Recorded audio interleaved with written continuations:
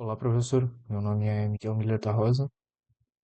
Eu vou apresentar o trabalho 4 de AID, que é o LeetCode 18, é o ForSum. Esse aqui é meu número de matrícula e eu não consegui terminar ele em aula.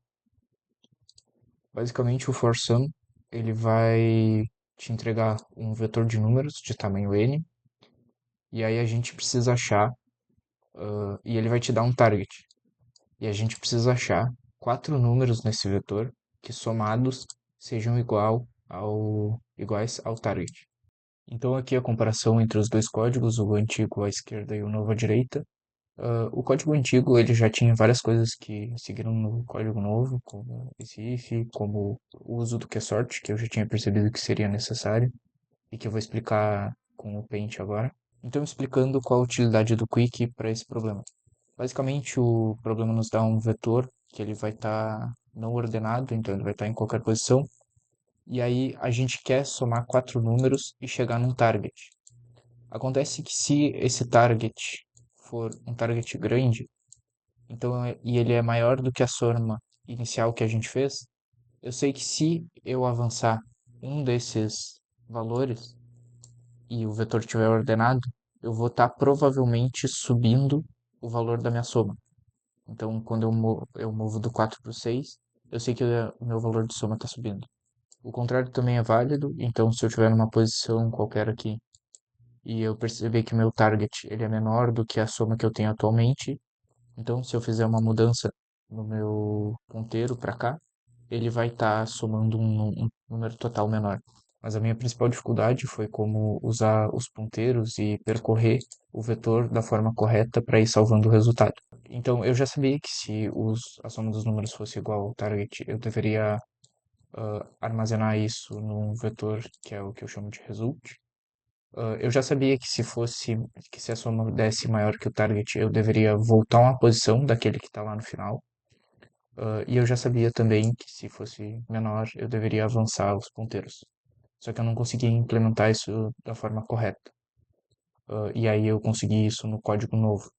Então, explicando o código novo, aqui no código novo, como eu já tinha dito, tem todo esse começo aqui, até o que sorte. E aí a diferença é que aqui eu tenho primeiro um for, que ele vai percorrer os índices i, e ele vai terminar três posições antes do final, já que a gente vai ter outras três variáveis.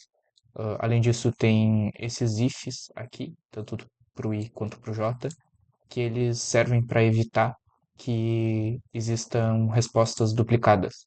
Ali embaixo também vai ser perceptível que quando eu ando cá, eu também verifico isso, se as respostas elas acabam não sendo repetidas, tanto aqui ou quanto aqui.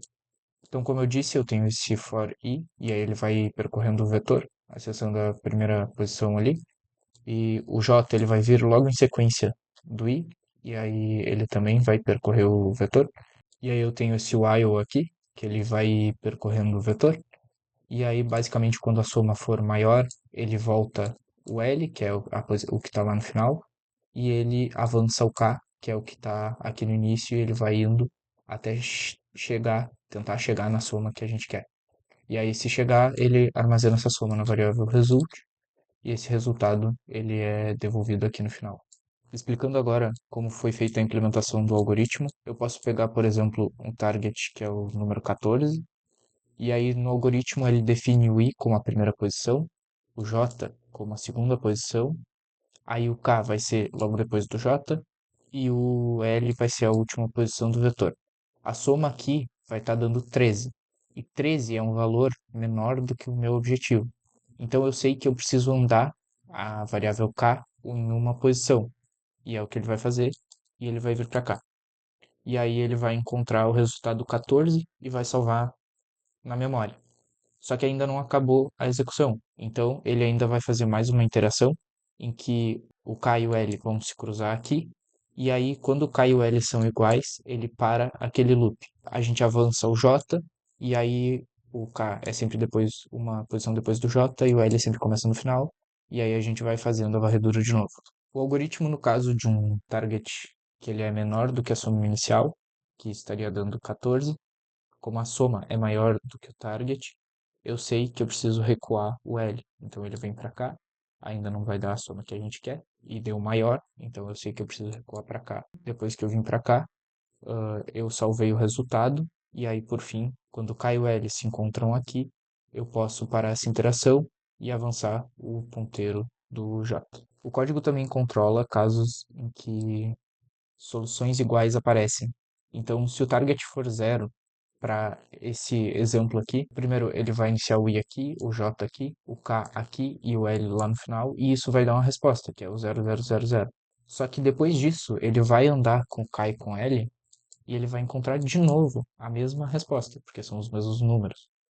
E ele salvaria isso na memória. Só que a gente não quer que ele faça isso, porque basicamente estaria só repetindo respostas. E o problema pede que as respostas não sejam repetidas. Então aqui eu tenho o submit no LeetCode, e aí basicamente ele teve um bom runtime e também um uso de memória relativamente baixo. Bom, e aqui eu tenho o resultado do Valgrind, ele mostra que foram feitas alocações na memória, mas que os frees foram feitos e que não teve nenhum erro encontrado na memória. Quanto à complexidade, ele seria O(n) ao cubo, basicamente porque aqui a gente tem um for, aqui a gente tem um for aninhado, aquele outro, isso nos dá O(n) ao quadrado, e aí aqui embaixo a gente tem esse while, que ele vai percorrer uma vez só para todos os números que sobraram. Então isso é O na n. E aí como eu tenho O na n ao quadrado aqui, e O na n aqui dentro, acaba sendo O(n) ao cubo. Nesse caso, também tem o tempo que leva para fazer o quicksort, que ele é aproximadamente O n log de n, mas como tem O n ao cubo ali embaixo, ele é ignorado. Quanto à complexidade de memória, basicamente ele só aloca para aqueles quatro resultados que a gente encontra. Então ele é linear, ele é O de m, sendo m o número de quádruplas que a gente encontra. Quanto ao editorial do Forsum, ele mostra essa mesma solução com os dois ponteiros e ele também mostra a solução com o hash. E ele não coloca aqui a solução com quatro loops alinhados, que seria O n na quarta, porque ela seria muito demorada. Apesar da nossa solução ser O n ao cubo, ela ainda é muito mais rápida do que O n na quarta.